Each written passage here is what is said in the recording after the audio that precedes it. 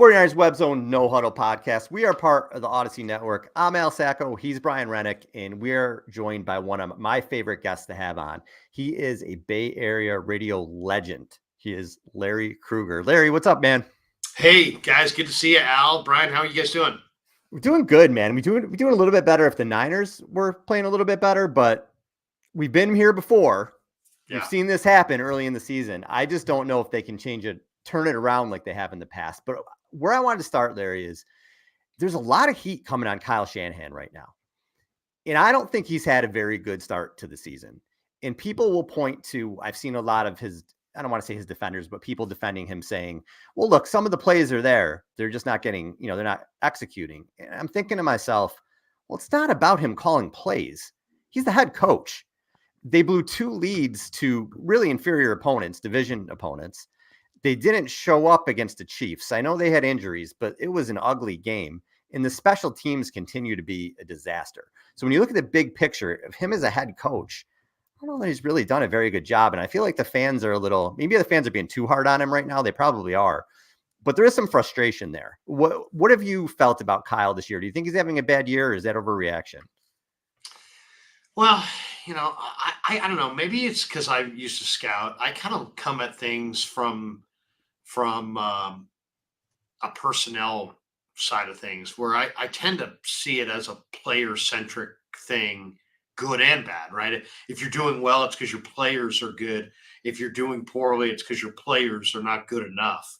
So I oftentimes don't, put it on the scheme.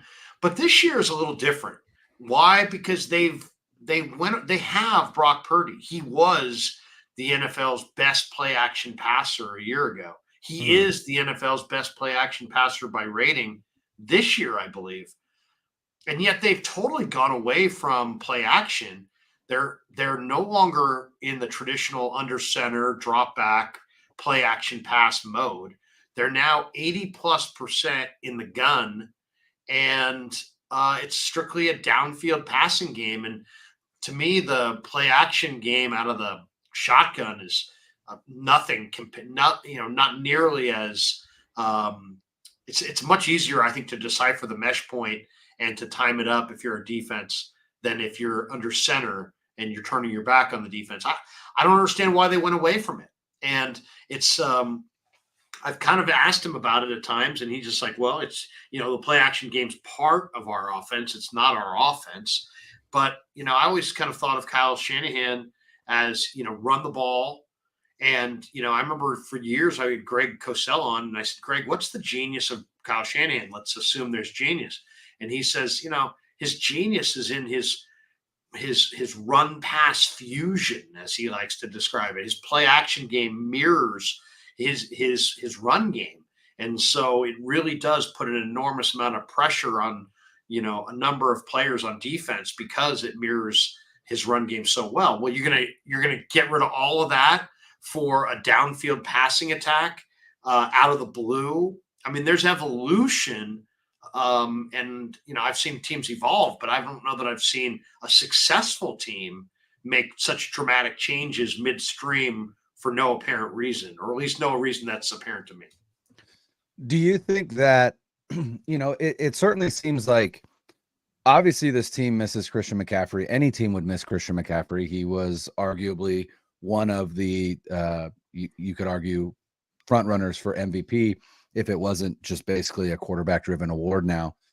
Do you feel like this is possibly just Kyle Shanahan kind of, I don't want to say floundering, but really like just not understanding or not knowing what he wants to do without Christian McCaffrey in the backfield? I can see it. I mean, we can see how it affects the red zone offense. They've gone back to this, they're really good between the 20s and then they just stall out in the red zone. And obviously Christian McCaffrey has missed there, but I don't even see them attempting to use Jordan Mason in any way to at least mimic a little bit of what they were doing with Christian McCaffrey.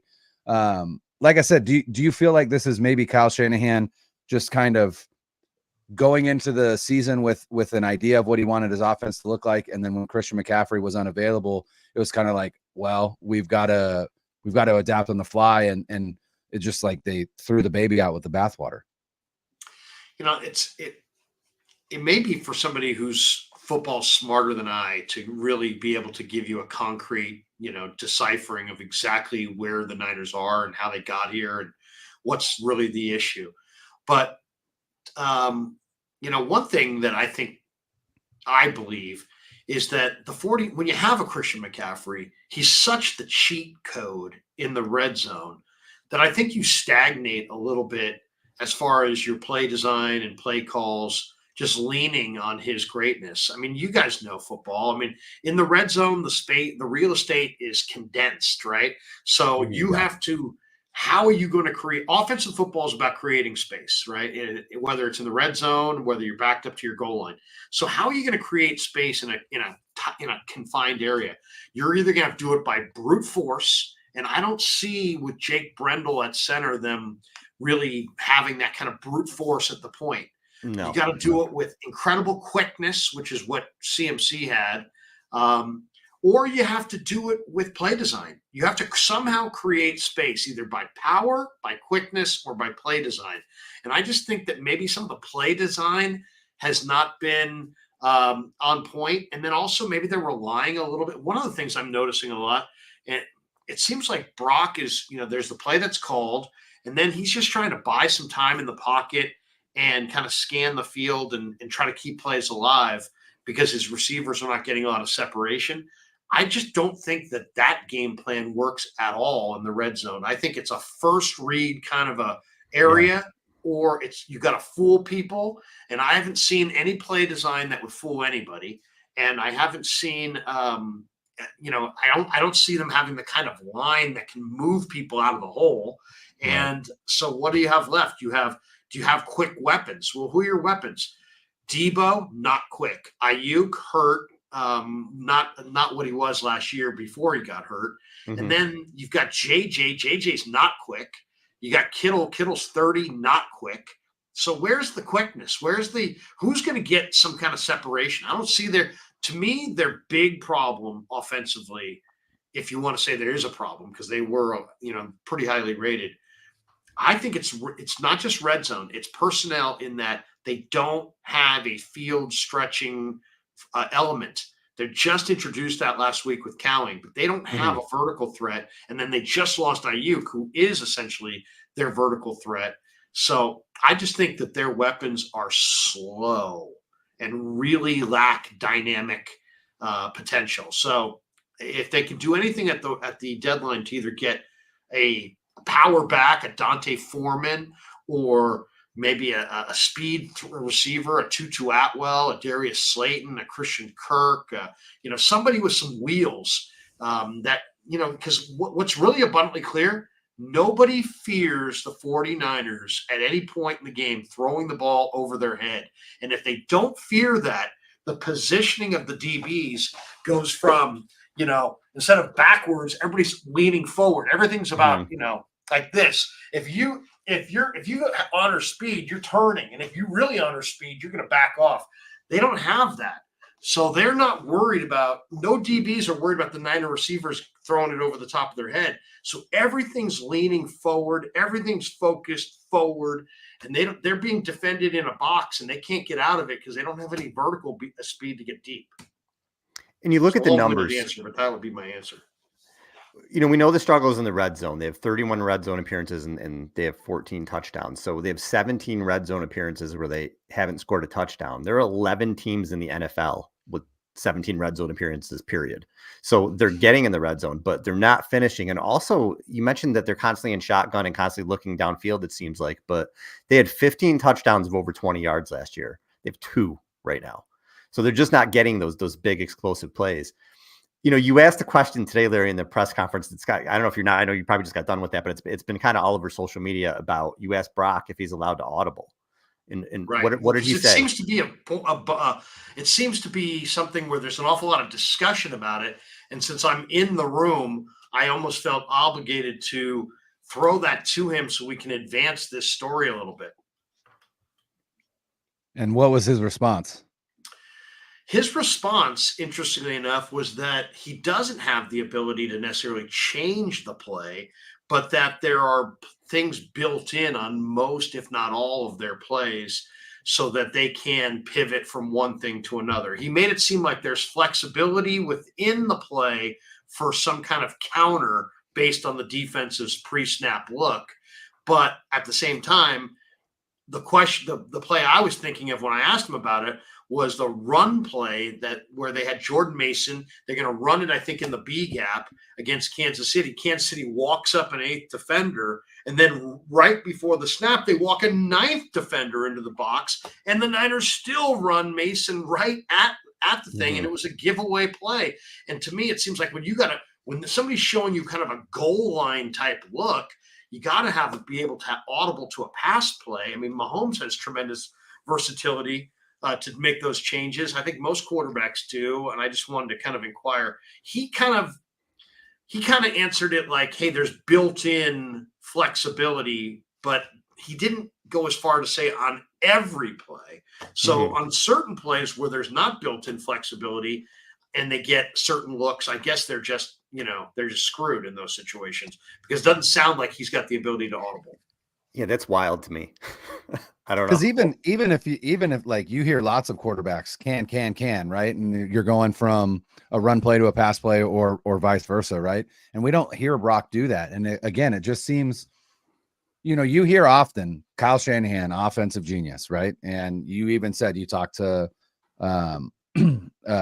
Cassell and said, assuming genius, right? But there are so many people that, sing Kyle Shanahan's praises as far as what his offensive, for lack of a better word, genius puts on the field. But to not be able to just kill a run play to go into a pass play because 8 men are in the box or you see a 9th man come up, it just seems a little too controlling, if you will. And I wonder if that is just the nature of who Kyle Shanahan is, or again, if this is something that, is the fact that Brock Purdy is a 24-year-old quarterback who is still learning the position and Shanahan just doesn't really. I think Shanahan trusts him. I'm not saying that he doesn't, but I still think he views him as a young quarterback who's still learning. Do we think that comes into play maybe, a year down the road or whatever? But I mean, if you're going to pay this guy $60 million a year, you better believe that he's going to be able to get it done. I mean, it comes across like it's a very rigid type situation. But then when you hear Brock describe, I've got checkdowns and not checkdowns, but I've got options at the line if I don't like what I see or things that I can go to. I guess I need to ask a few more questions. And I would probably need to dominate the press conference, to actually get the answers in the way that I would understand them and would like to hear them. The way those situations work, I get one, she gets one, he gets one, and we're not working necessarily together. So we're not following up with one another, but, you could argue based on whatever you wanted to argue. You could argue, hey, that sounds incredibly rigid, and he doesn't have the ability to even, navigate from a obvious run play to a pass play at the line of scrimmage. Oh my God, that can't go on. It's probably not to that extent, but does he have the flexibility of every other quarterback in the league? It doesn't sound like it. So somewhere in the middle there is kind of the underlying truth, I would imagine. I feel like Kyle would sit there with a video game controller if he could and just control his quarterback and hit the button to where he wants to throw it. I feel like that's what he wants out there, just as an extension of him. All right, Larry, trade deadline's coming up. What moves do you think the 49ers will make, and what do you think they should make? Well, first of all, you got to decide, are you making moves or are you not making moves? Are you looking to add to this team or are you not looking to add to this team? To me, the only discussion, the way I analyze it is, you're the best team in the NFC West. You should, regardless of your, 3 and 4 position right now, you should win this division. If you don't win this division, there probably should be some internal evaluation of Lynch and Shanahan. I mean, you can't lose this division to these 3 donkey teams Seattle, LA, and Arizona and not have there be some kind of repercussions. So you got to assume you're going to win the division, and that means you got to assume that you're in it. And if you're in it, then anything can happen once you get into the playoffs.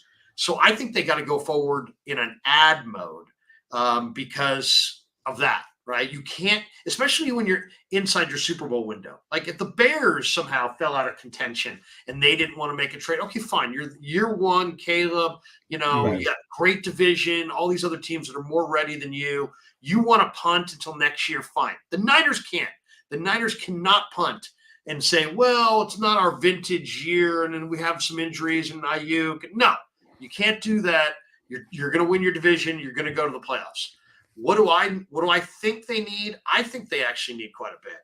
I think they need a linebacker because I don't want to rush Dre Greenlaw back. I don't think it's in his best interest to be rushed back. I don't believe in Winters. I don't believe in Campbell. I mean, Campbell, I just think, my God, if I could cut Campbell, I would have cut him. I would have given him a bus ticket out of town 3 weeks ago. The numbers say they should have done that, but they're in this delusion with Campbell that he's a veteran. I really like him. Well, tell me why you really like him. He's been terrible. So I'd be looking for a linebacker. To me, I'd call Jacksonville. I like Devin Lloyd. He had a great 90-something PFF run grade last year. He's a really good run defender. I think he's a tremendous talent. He's never quite been the player at Utah that he's been, or that he was at Utah in the pros. But I like Devin Lloyd. I also think Darnell Savage would be the guy that I would absolutely want and need. I don't know if you heard the news today. Talanoa Hufanga done for the year. His agent says he's going to try to play with the cast. But they need they could use a coverage player in the secondary who could play the nickel, who could play the slot, who could play the boundary, who could play free safety. That's Darnell Savage. He's a perfect player for what they need. So I'd want him. And so Jacksonville would be a team that I would call. There's a rumor today about Harold Landry. I really like Harold Landry. I think they need a defensive end in the worst way. I think they could definitely use a vertical threat receiver. And, you never can have enough backs. Now, I don't know that you have to trade for a back. You might be able to sign one, pluck one off a practice squad. And then receiver wise, I don't want just a receiver. I don't want an old receiver and I don't want a slow receiver. I want a fast receiver. So I want Christian Kirk or Darius Slayton, or I want somebody who's, Garrett. I mean, I'd love to, if the Jets were going to move Garrett Wilson, to throw them a couple picks. Yeah. Niners have gagged their first round picks to death during this regime. I'd rather give the first round pick to the Jets and say, here, take a first. Go figure out your situation down the road at quarterback. Here's an extra first. Give me Garrett Wilson. That's what I would do, because I think the Niner receivers next year, they're not going to have Debo. They're not going to have Ayuk. JJ's slow. Pearsall didn't separate worth a damn this first game. So I think you need a dynamic player at receiver next year. And to me, if you get Garrett Wilson, you'd have to probably give a first to get him. But I've heard the Niners are willing to move that third. They got 2 thirds. They were willing to move that third as in a deal. But that's what I kind of think they need. They need defensive end. I actually made a list. Azeez Ojulari is another name that I kind of like. Darius Slayton and Azeez Ojulari from New York. Devin Lloyd, Darnell Savage. I'll give you one more name, and you guys are going to get mad at this one. I think Dobbs could be on the move. From Green Bay? Somebody might give you something. No, he's saying Josh Dobbs. It wouldn't surprise me. Oh, Josh Dobbs. I was like, oh, what? Okay. Yeah, Josh Dobbs. I could see being on the move. But the other guy that's out there, and, a lot of people will laugh at me and cut this up and put this out there, but I have some pretty good sources that told me that in the draft, the Niners really liked Zach Wilson. And I know Zach Wilson likes the Niners, and he's in Denver. And the Niners don't want to pay Purdy $60 million. And Brandon Allen and Josh Dobbs are not impacting anything. But if you've got Zach Wilson, maybe they believe after what they did for Darnold and what's happened with Baker Mayfield in Tampa, that a reclamation project would be smart. But I know there's people suggesting all kinds of things. But if you could get Zach Wilson for nothing from Denver, I think if I were them, I would do that just to have another quarterback so that you know, because I mean the Niners are tough negotiators. What if Brock Purdy holds out next year? You give away next year for God. Brandon Allen because you can't get Brock Purdy signed on time. So to me, I know a lot of people think Zach Wilson sucks forever. I don't. Well, they thought the same thing about Darnold. Yeah, I mean that's the thing. Lots of people, guys, you know this better than anybody. Lots of people see things as they are and they never can see them as they potentially can be. Well, then you would never go after Sam Darnold. You would have decided that Sam Darnold sucked and he can't play. Well, the same thing can be said for Zach Wilson. And to me, if you could get a guy like that with that kind of skill set at this point, I think if he's available, I would go get him. How do you feel, speaking of, again, trade targets, the wide receiver, Deontay Johnson from Carolina, and then also along the defensive line? I know that Tua is about to come back and maybe Miami isn't, for whatever reason, might think that they can go on a run or whatever. But what about Calais Campbell from Miami? Well, Calais Campbell's really interesting. The only thing is I think he's a tackle here. I mean, I don't think he's a defensive end here. But he's tough. He's big. He's a lot of ways. He's like Armstead. He's 6'8", but functionally very strong. Really, really good leader. Great locker room guy. I mean, you can never have enough D-line. It's like starting pitching in baseball. So I would never say never to a D-line addition. I'll say this though, guys. Internally, Evan Anderson is really turning heads here. This kid is doing a lot of really good things. Yeah, he's anchoring against the run. He's got quick feet. In a lot of ways, it's a very, it's like I didn't see it at first. I saw a guy who looked kind of out of shape and this. He's got a lot of the DJ Jones traits that we all loved in DJ. Enormous strength, ability to anchor, strength in the upper body to split double teams with ease and just kind of throw guys around. Super quick feet to have the ability to actually put a little bit of heat on the quarterback. He's a nice player. And when he kind of redoes his body a little bit in the offseason, I think Evan Anderson next July is going to be like, whoa, look at this guy. They were smart to give him $280,000. Chris Kaceric's got a great eye. The first name you mentioned was Deontay Johnson, the wide receiver from Carolina. I love Deontay Johnson. He was ESPN's 7th highest. They have that all-encompassing wide receiver stat, and he was the 7th best wide receiver in pro football, according to ESPN last year.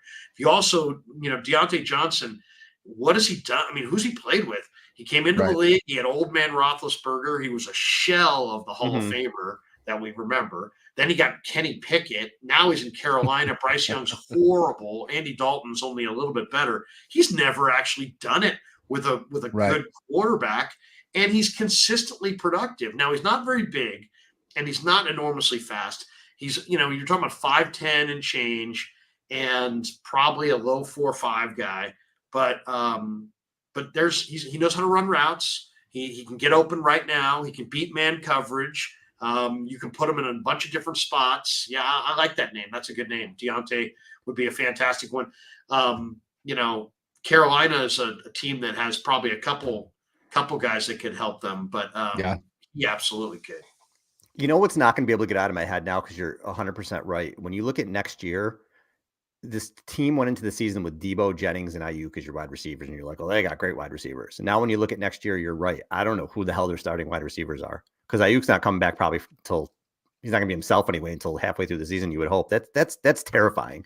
I'm going to lose sleep over. I'm not going to stop thinking about that for days now. Well, that's why when you hear me say, hey, go trade a number 1 for Garrett Wilson. I know people would be like, dude, don't trade. They don't need more receivers. Now, it's like, you're not looking at this right. Ayuk's going to be gone for like the way Klay Thompson was gone. He got hurt in the finals. He missed the entire next year. That same thing's going to happen here.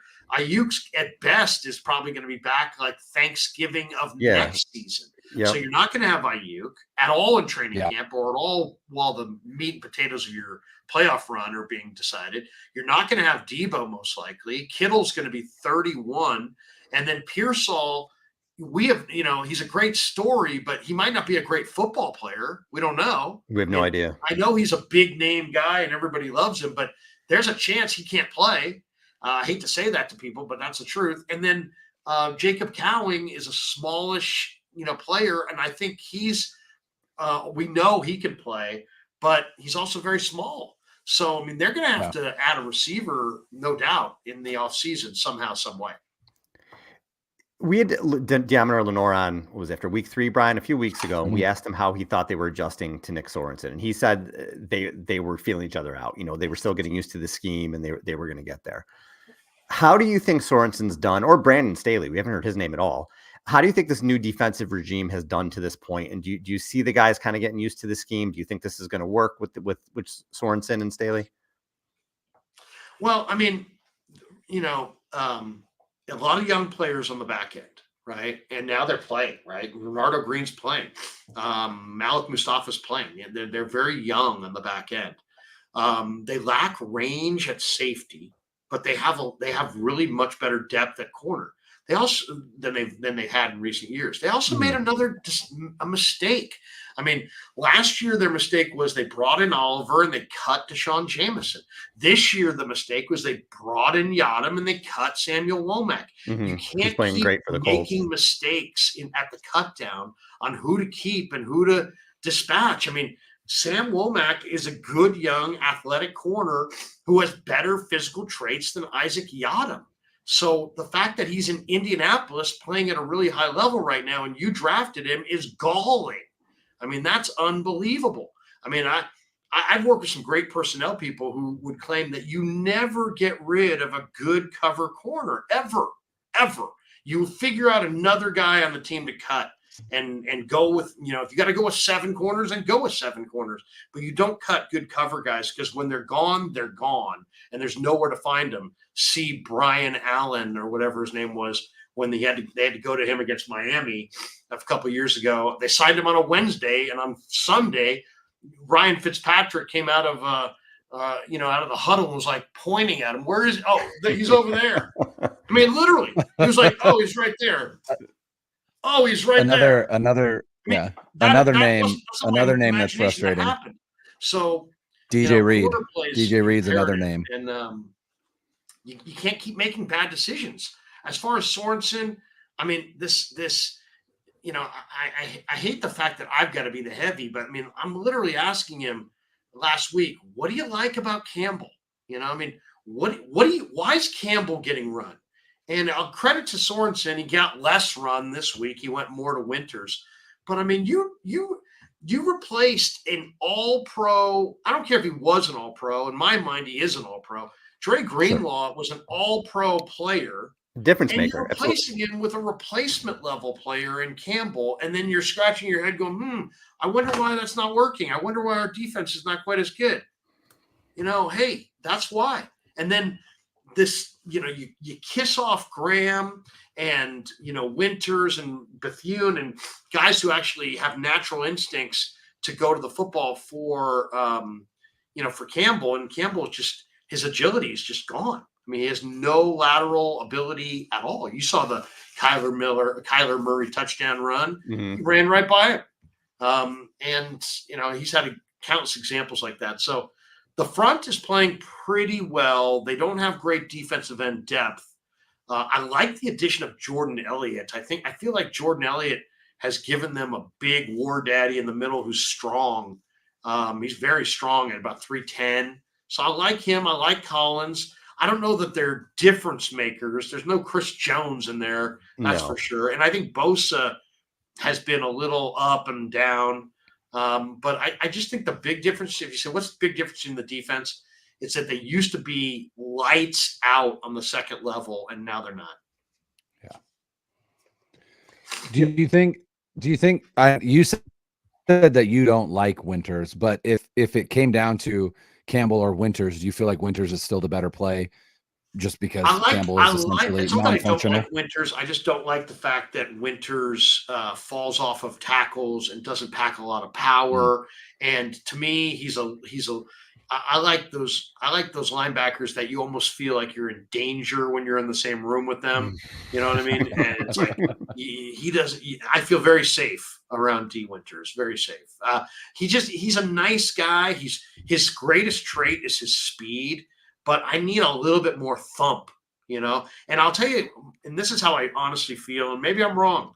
I've been wrong before. But I kind of feel like what's going to happen here is eventually the Niners are, it doesn't seem like it's their year. Maybe it won't, maybe they'll bounce back. But at some point, we're going to see Jalen Graham get some run. And then there's going to be some explaining to do because I have a feeling Jalen Graham's going to pile up some big tackle totals. And people are going to be like, well, wait a second, Nick, Brandon, Kyle, how come Jalen Graham hasn't been playing? And it's going to, we're going to hear some flimsy excuse. This guy's fast. He's instinctive. I mean, I just get a feeling that when he gets out there, he's going to be a hard guy to get off the field. I remember the year that he was drafted, Scott McLuhan, I don't remember who, I think it's Matt Barrows. Yeah. Always sits down with McLuhan after the draft. And Jalen Graham was one of his favorite picks from that draft, that 7th round linebacker out of Purdue. McLuhan liked him a lot. He played a hybrid safety linebacker role. When I asked Steve Wilkes, about him last year, he's like, yeah, he played this hybrid role. So he's kind of coming along a little slower than D Winters is. But I mean, I'll tell you, man, I saw, he took a couple of bad run fits in the preseason, but he also makes a lot of tackles. He's always around the ball. He flies around. He's pretty instinctive. He can kind of get through the trash and kind of sift through and make tackles. I was disappointed when the Commanders and Adam Peters picked him off, and I was thrilled when the Niners grabbed him. But I got to see him on the field at some point, so I'd like to see it. This is a huge game coming up against the Cowboys for both teams. Dallas needs this win. The Niners need this win. The Niners cannot go into the bye 3-5, not with what their schedule looks like after the bye. And Dallas they've been terrible at home. They've won some games on the road. They need to turn it around too. How do you see this matchup for the Niners? Is this a game that they can bounce back, or are the Cowboys coming off a bye going to give them all they can handle? Well, I mean, there's a couple things at play here. One, Cowboys have a huge rest advantage, and we're now at the part of the season where rest is starting to matter more and more and more. So, I think the 49ers, I think the Cowboys are just a bad matchup. I mean, I think the 49ers are just a bad matchup for the Cowboys, right? Mm-hmm. I mean, why? Because the Niners can run the ball and the Niners can stop the run for the most part. At least, there have been exceptions to that, but that's pretty much been their MO. Dallas can't run the ball and can't stop the run. They spent a first round pick on Mozzie Smith. He can't play dead. I mean, the guy, seriously, I mean, he's looks like Tarzan, plays like Jane. Yeah. He's terrible. They don't, how could a team that once had Tony Dorsett and Emmitt Smith not give a damn about a running back? I mean, anybody with a brain could see that they didn't have a running back. Zeke Elliott, Deuce Vaughn, the guy from South Carolina is, Dowdle. Dowdell. They get nothing. They get absolutely nothing. No running backs to speak of. And shocker, they can't run the ball. And then they haven't been a good run D for a couple of years. So yeah, I think it favors the 49ers. I wish the Niners still had a healthy Elijah Mitchell, because Mitchell really was phenomenal against Dallas at just kind of sifting through and knowing how to pick up all those extra yards. But I think it's a get-right game for the Niners, because I think they're going to run it down Dallas's throat. I think Dallas is going to struggle to run. Dak's going to turn it over. Brock's not. The 49ers are going to win, and probably big. And even when you look at their offense, I mean, CeeDee Lamb's there, but Jake Ferguson's basically their second option receiving. You got Jalen Tolbert, you got Kevontae Turbin. Like, these are not the Cowboys that you're used to from the past couple of years offensively, I don't think. So I feel the same way. I know the Niners haven't been playing well, and there's, I don't know, maybe you're like, what's your basis for saying this? But I think it's going to be a big win for the Niners. I really do. Like you said, I don't think Dallas matches up very well against them, and it could be the Niners have their backs against the wall. Dallas does too, I guess, but I don't think Dallas is a very good team to begin with. The Niners are a good team, and their backs are against the wall, and I could see this week them really coming out and putting up, like 35 points. What do you think, Bri? Well, the one thing we do know about this team is they tend to show up when the lights are brightest, and this is a primetime game. It's a Sunday night football game. I think they're a little bit embarrassed by the way that they came out against the Chiefs. We know that they're hurting. Obviously, they're missing Brandon Ayuk. But I just think that at a certain point, pride is really going to be the thing that motivates this team to be like, wait a second, we're too good to be playing the way that we're playing. And I think it starts against an opponent like this, where it's just like, I don't know if George Kittle is going to wear the fuck Dallas shirt or not. I hope that he does. He got fined last time, but I'm sure that he's willing to eat that fine again. But at a certain point, like I said, this team is too talented to just accept the way that they've been playing. And with it being a primetime game, I agree. I think they're going to absolutely run roughshod over the Cowboys. I think they win, and I think they win big. I'm going to say that they win by at least 3 scores.